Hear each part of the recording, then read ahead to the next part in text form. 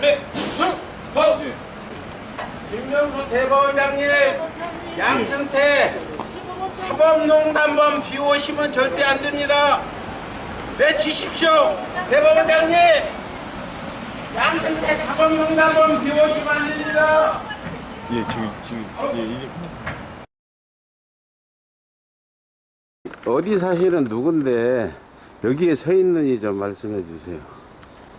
예, 저는 방배동에 사는 김용덕이라는 사람이고요. 네.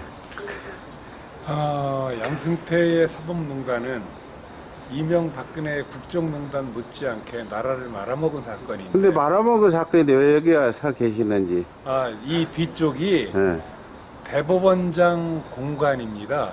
지금 요즘 대법원장이 네. 무건 수행 중이라는 얘기가 있어요. 네. 대법원이 지금 사법농단이 벌어져서 네. 난리가 났는데 얼굴에 웃음을 활짝 띄고 남의 일 보듯이 본다는데 요즘 대법원장님 자주 보세요? 보지는 못하고 네. 항상 출근하는 거는 지켜보고 근데 웃으면서 출근하던가요? 근심이 많아서 출근하던가요? 차 안에 썬팅이 돼 있어가지고 안에까지는 들여다 보이지는 않습니다. 법원에 지금 그 사법농단범 압수수색영장 모조리 기각하고 지금 법원 쪽에서는 우리는 죄 없다. 우리는 아주 깨끗한 그 사법부다. 사법부는 입법부나 행정부보다 더 우위에 있다. 감히 왜 우리를 건드리냐 이런 투에 지금 압수수색영장 모조리 기각하고 하는데 대법원장님이 수장으로서 뭔가 한 말씀 있어야 되는데 지금 웃고 계시기만 하는데 그 부분에 대해서 한 말씀 해주세요. 대법원장님한테. 이 문재인 대통령이 사법부 개혁을 해달라고 하면서 임명한 사람이 김명수 대법원장입니다. 뭐 그때 당시에 기습 파견이 엄청난 파격이니 해가면서 말들이 많았는데 김명수 대법원장은 사법부 개혁 확실히 하겠다고 하면서 대법원장에 취임을 했습니다. 그런데 지금 이와 같은 양승태의 사법농단이 불거졌으면 사법부 개혁 그렇지 않아도 해야 될 만한 상황에 이 사법부 개혁을 책임지고 앞장서서 해야 되는데 검찰의 수사 방해를 하고 있는 느낌을 지울 수가 없습니다.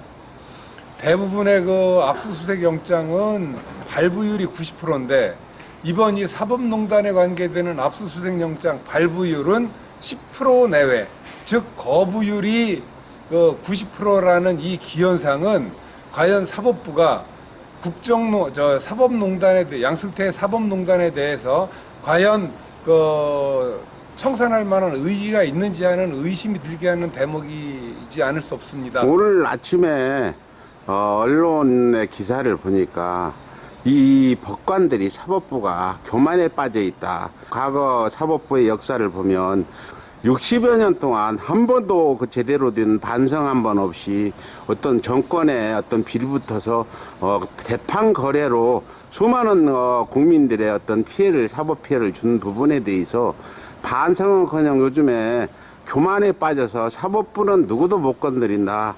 입법부 행정부는 건드려도 사법부는 건드릴 수 없다.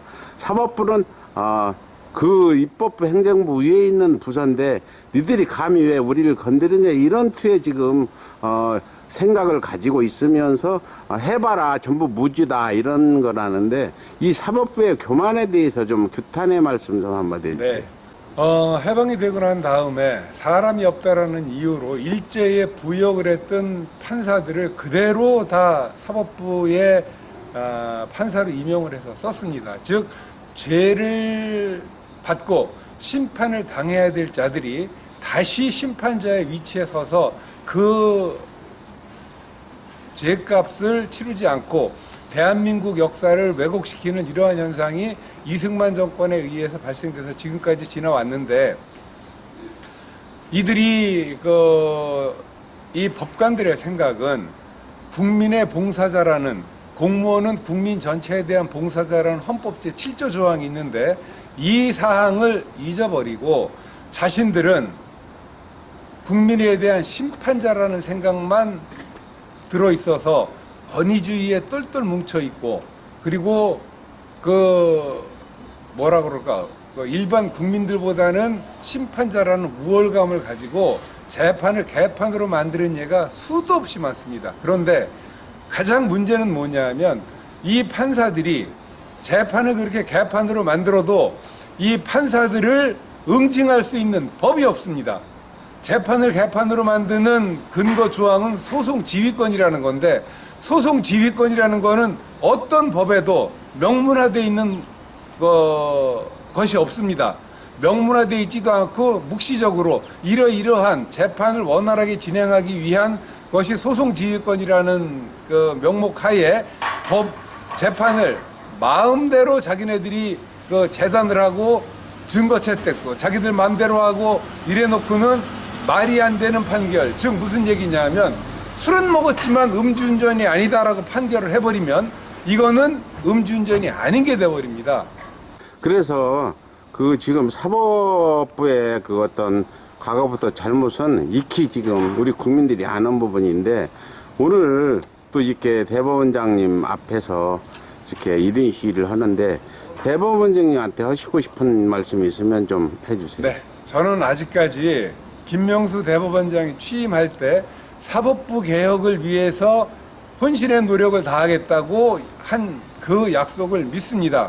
그래서 지금 그 양승태 사법농단을 제대로 수사할 수 없게 그리고 방해하고 있는 부분도 이거는 김명수 대법원장의 의지가 아니라 그동안 양승태가 심어놓은 양승태 키즈들에 의해 가지고 벌어지는 사태라고 생각을 하고, 조금 더 사법부를 장악을 해서 인사권을 적절히 활용을 해서 양승태 사법농단에 대해서 김명수 대법원장이 적극적인 의지를 가지고 나서서 해결하려고 한다면 해결되지 않을 것이 없다고 생각을 합니다.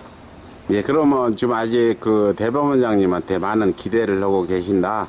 또 과거 대법원장님은 상당히 진보적인 그런 어떤 법관이 있었다, 이런 부분을 믿고 계신다. 네. 그럼 우리도 끝까지는 아니라도 어느 선까지는 대법원장님이 사법개혁을 해주길 바라는데, 셀프 개혁이라는 얘기가 나오고 있어요. 지금 법원 행정처가 사법부 개혁을 지금 셀프로 해서 자기들이 어떤 안을 내놓고 이걸로 그냥 사법농단 묶고 가자 이렇게 하는데, 말도 안 되는 일을 하는데, 그 부분에서 간단하게 소감 한마디. 죄를 지은 자들이 자기들 죄를 스스로 속죄하겠다고 하는 거는 말이 안 되는 거고요.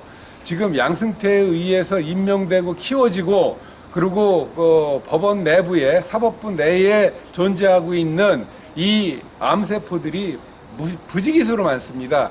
이 판사들을 전부 다 옷을 벗겨서 쫓아내고 새로운 판사들로 채워지지 않는 한 사법부 개혁은 요원할 거라고 생각을 합니다. 예, 수고하셨습니다.